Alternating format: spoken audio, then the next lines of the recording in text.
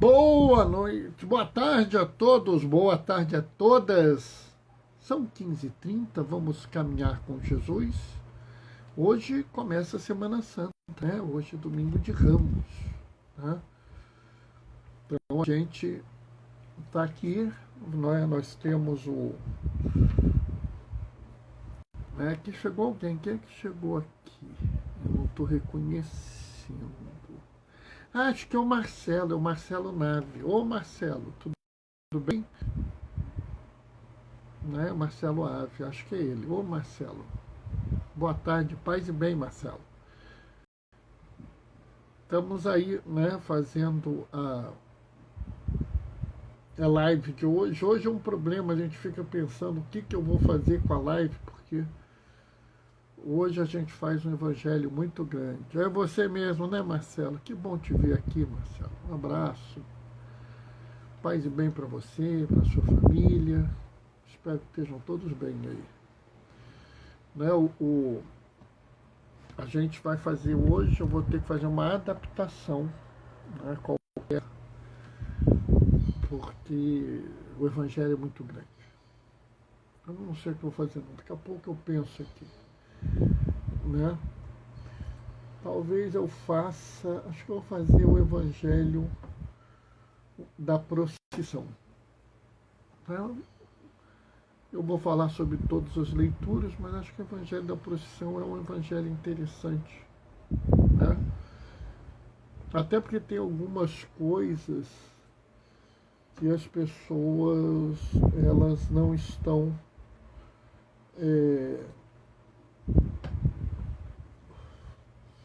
vamos dizer assim, 100%. Então vale a pena a gente ver isso. Vai ser umas coisas legais aí da gente acompanhar. Tem um detalhezinho que eu li hoje, né, que faz uma visão diferente. Entrou alguém, né? Ô Juliana, que bom que você está aqui. Juliana, seja muito bem-vinda à live. Né? Como eu te falei, Juliana, normalmente é às 19h30, mas no domingo eu faço às 15h30, porque às 18 horas eu estou lá na igreja. Na verdade, não é nem às 18. Eu normalmente chego às 17 lá para abrir as coisas, né? E eu faço questão de abrir a igreja o mais cedo que eu puder, né? Inclusive hoje, por exemplo, era 7h30, a igreja estava aberta. Ah, Bernardo, mas a missa é só às 9. Mas às vezes a pessoa quer chegar lá um pouquinho mais cedo, quer fazer uma oração, né? A gente tem alguns fiéis que têm questões de saúde, então, ainda com medo da Covid, eu acho que eles estão certos, não acho que estejam errados, não. Eu ando de máscara o tempo todo. Eu pus o pé para fora de casa e eu estou com a máscara, né? E eu já vi mais de um, né? Levei a minha avó à missa hoje. Ai, que bom, que bom. Que bom que você levou ela. Ela está bem, Juliana? Espero que ela esteja bem. Vou fazer questão de conhecê-la um dia, tá? Vamos dar um jeitinho de conhecer a sua avó, né? Pra gente ter uma felicidade em família, todos nós, né? Ela está ótima, que bom. Que bom, tão bom a gente ter assim a avó da gente bem, né? Eu tenho a felicidade de ter convivido com a minha avó, minhas duas avós, durante muito tempo. Aliás, eu convivi inclusive com uma bisavó minha, né? Uma coisa muito legal. Uma não, duas bisavós minhas. Né? Então assim, é muito legal, é muito bom a gente poder e sabe, Papa Francisco tem muita razão quando ele diz que a gente tem que aproveitar muito a existência dos mais velhos, né? Aliás, na mensagem do dia 1º de janeiro desse ano, ele fala das coisas necessárias para a paz. E uma delas é o diálogo intergeracional. E é muito interessante porque ele fala que os velhos dependem dos velhos. Né, que os dois lucram com o diálogo intergeracional. Eu acho que ele está muito, muito certo, né? Eu aproveito cada minuto que posso com ela. Isso mesmo, aproveita mesmo. Porque a gente fica conhecendo a forma das pessoas viverem o passado e não tem nada de errado nisso, não. Sabe? Não tem nada de errado nessa história. Não é? Não é uma coisa, assim, vamos dizer, ruim a gente saber como o passado era. Pelo contrário, é bom. Né? Como é bom a gente entender os motivos, né? Ontem lá na igreja a gente teve uma conversa sobre o caso do Galileu Galilei, né? E é muito interessante o caso do Galileu Galilei, né? Porque pouca gente sabe que o livro do Galileu foi dedicado ao Papa Paulo V. Né? Inclusive, o Papa Paulo V gostava tanto de Galileu Galilei que desobrigou ele a ficar de joelho, que naquela época você conversava com o Papa de joelho. E quando Galileu chegou, o Galileu se ajoelhou para conversar com o Papa, e o Papa Paulo V, não, você, por favor, senta aqui, vamos conversar. Quer dizer, mas Bernardo, mas como é que depois mudou tudo daquela confusão? Aí é que está.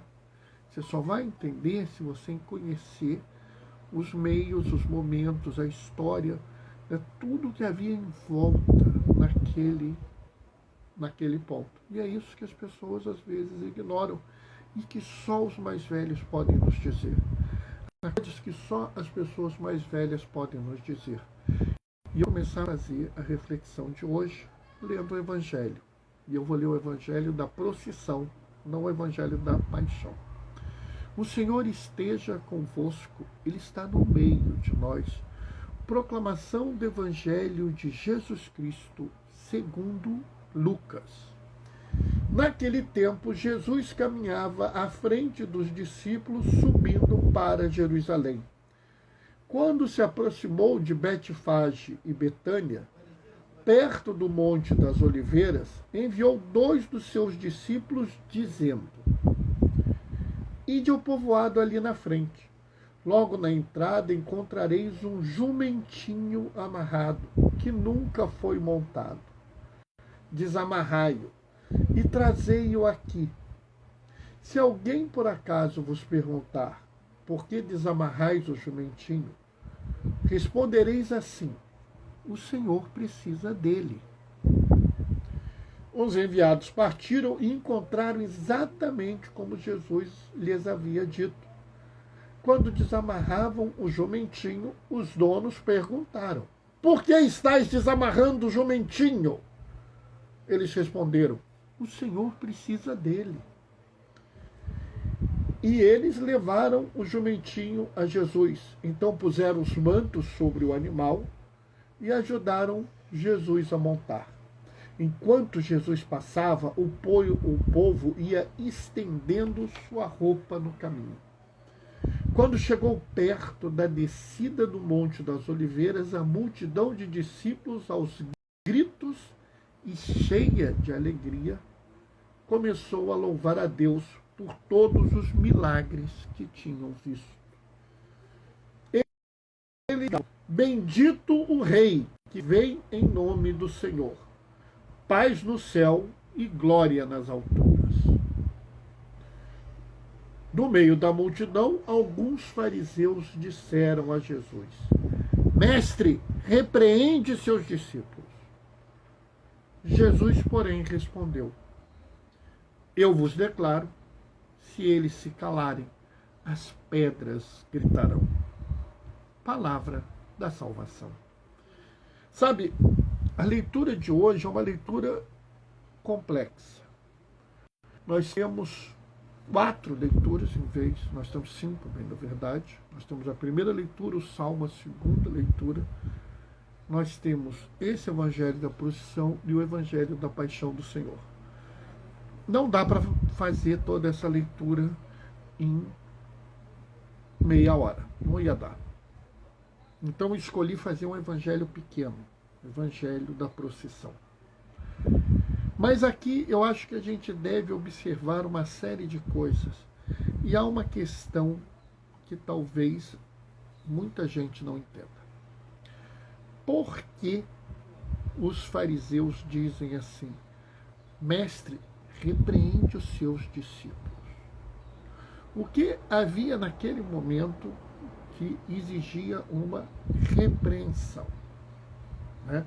Os fariseus, nós sabemos, é um grupo religioso que tem também um papel político em Jerusalém. Naquela época era muito comum isso, não havia nada de diferente, não havia separação do Estado com a igreja, né?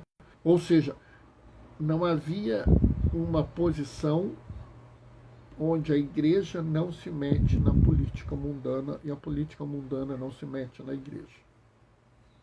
Então não há nada demais nos fariseus serem um partido religioso e um partido político, né? Como também não haveria nada demais nos essênios, nos outros grupos, tá? O que caracterizava os fariseus era um excessivo rigor no cumprimento da lei. E isso não tem nada a ver com esse momento. Vamos entender que o que leva Jesus a agir é o compromisso. Compromisso, Bernardo? Jesus estava comprometido. Mas Bernardo, ele estava comprometido com o quê? Com amor. Um amor, Bernardo? É. Se você for aqui na primeira leitura, você vai ver uma coisa terrível. Porque Isaías fala de um homem que tem a barba arrancada, as costas espancadas, cospem na cara dele.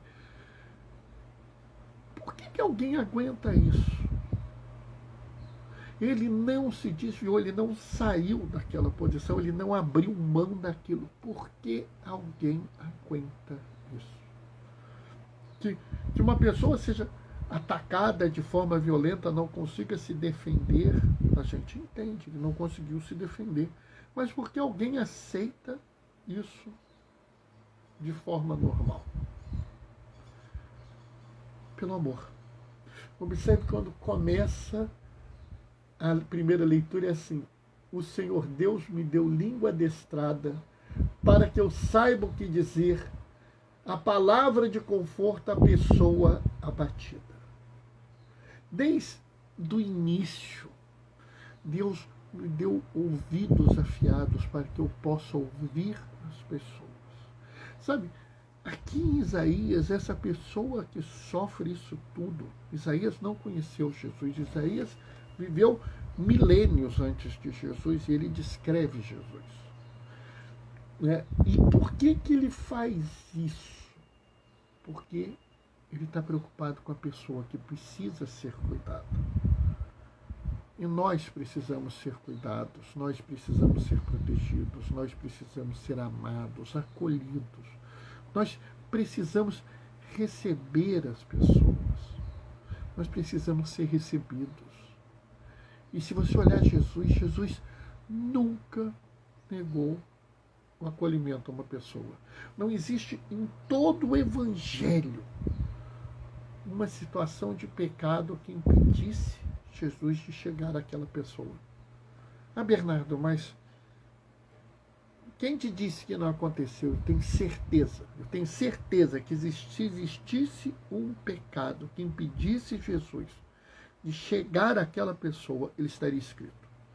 Porque nenhum outro situação houve. Então não há pecado que retire a dignidade da pessoa humana, não há pecado que torne a pessoa, vamos dizer, não merecedora da graça, da salvação. E aí eu também vou aproveitar e falar do que está na carta de São Paulo aos Filipenses, que os teólogos chamam de kenosis, de esvaziamento, que eu acho que está certo, é belíssimo, o nome é maravilhoso, mas eu acho que há uma coisa mais importante. Paulo nos fala assim: Jesus é Deus, mas ele abre mão da divindade para vir ao nosso encontro.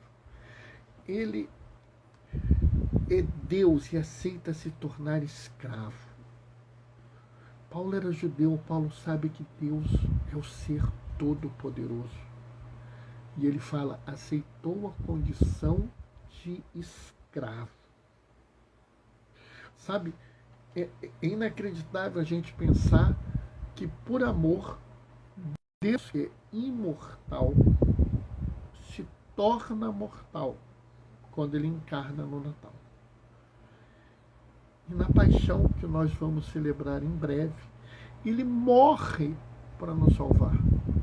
Sabe, ontem eu critiquei que Caifás queria matar Jesus, e isso é errado.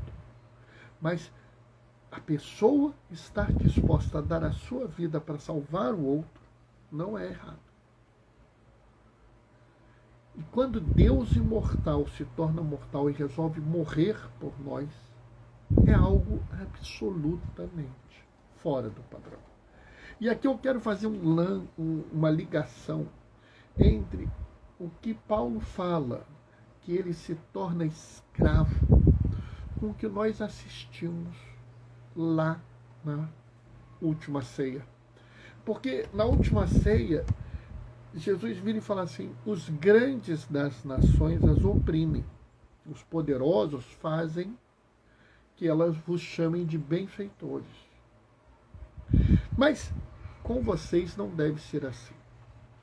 E aqui, novamente, a gente vê uma coisa que eu acho que é importante e que eu acho que a gente tem que aprender, né? Que é a disponibilidade de seguir junto. Mas assim, nós devemos ajudar as pessoas, nós devemos servir as pessoas, e o serviço não pode ser opressão. Antigamente eu falava assim: quem não vive para servir, não serve para viver. Não, eu não falo mais, porque o serviço se torna opressão. O serviço tem que ser prazer, tem que ser felicidade, tem que ser alegria, né? E Jesus coloca isso perfeitamente. Ele vira e fala assim: quem é mais importante? Aquele que serve ou aquele que está sendo servido? É claro que é quem está sendo servido, inclusive, né, é a ideia dos garçons. Né? Ou quando você tem lá uma festa, tem uma pessoa servindo aquele que é mais importante. E Jesus era o mais importante de todos, e ele serve aos seus discípulos e suas discípulas, porque havia mulheres ali na última ceia. Né?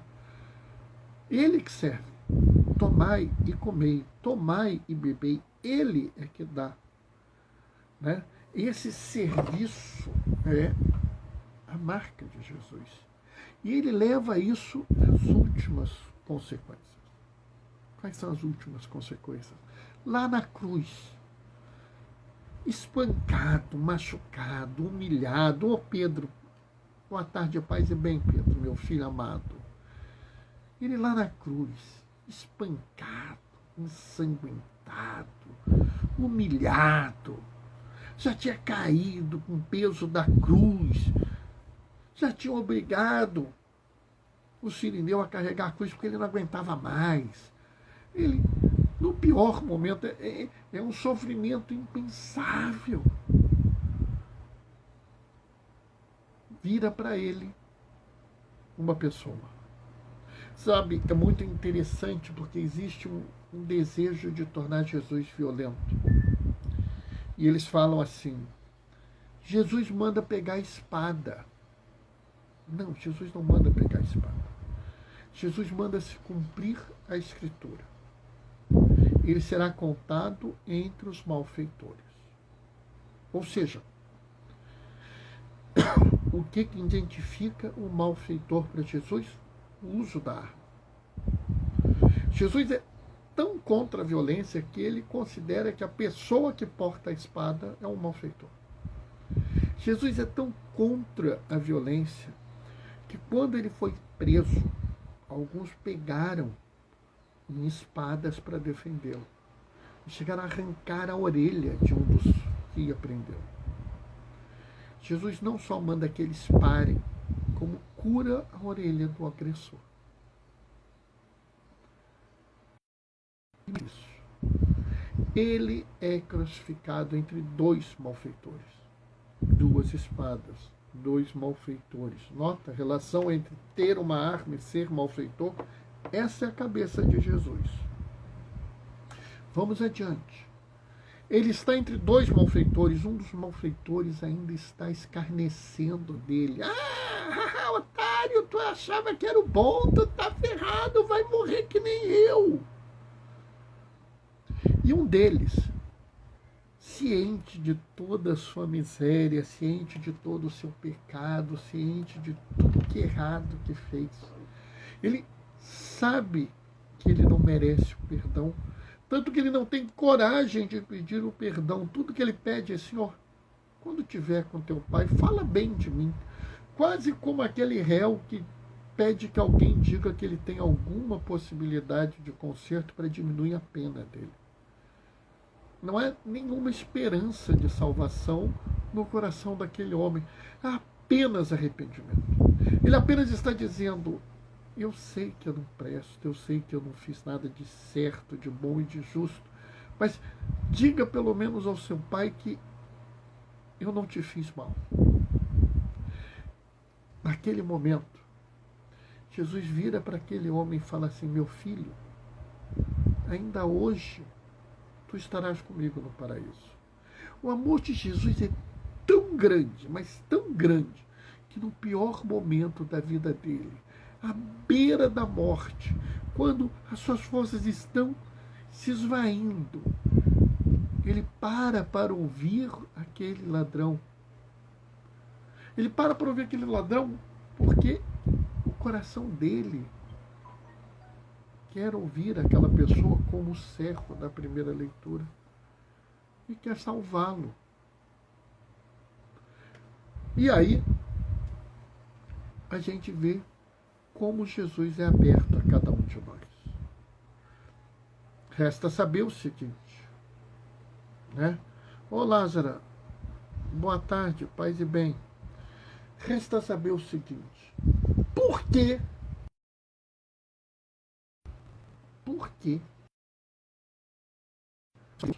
reclamam com Jesus que os seus discípulos o estão aclamando rei? Para você entender perfeitamente isso, você tem que se lembrar de duas coisas. Na leitura de ontem, Evangelho de João, estão preocupados com os romanos, estão preocupados com a questão política. E há uma segunda coisa que vocês talvez não saibam.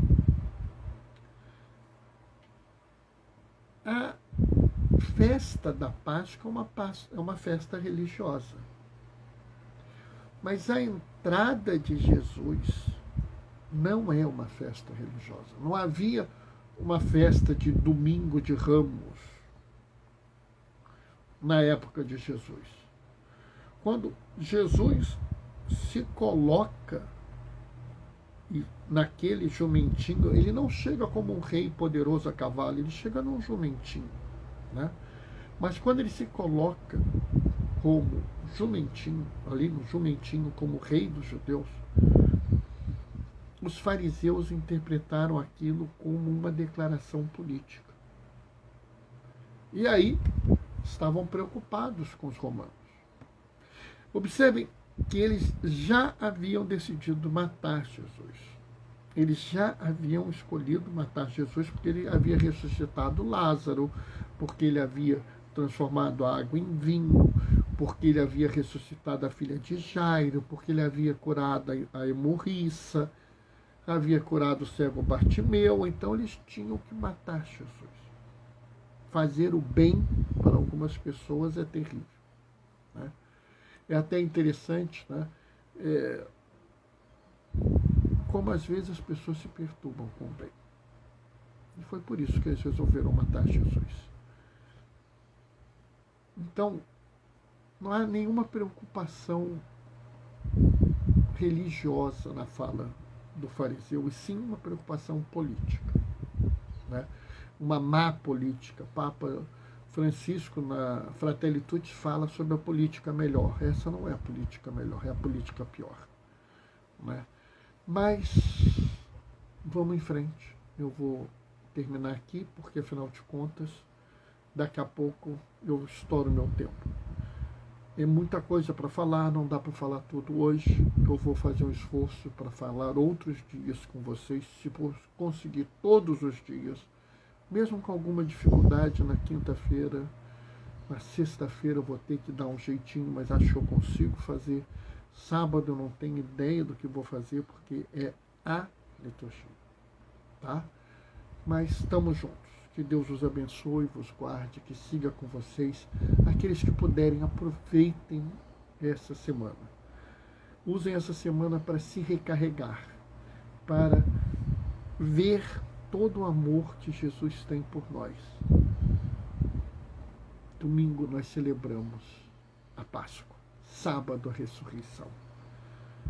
Que a certeza da ressurreição nos chame sempre para seguir amando os nossos irmãos, cuidando das pessoas, defendendo a vida, garantindo a dignidade de cada ser humano e buscando um mundo melhor, uma terra sem males. Amém?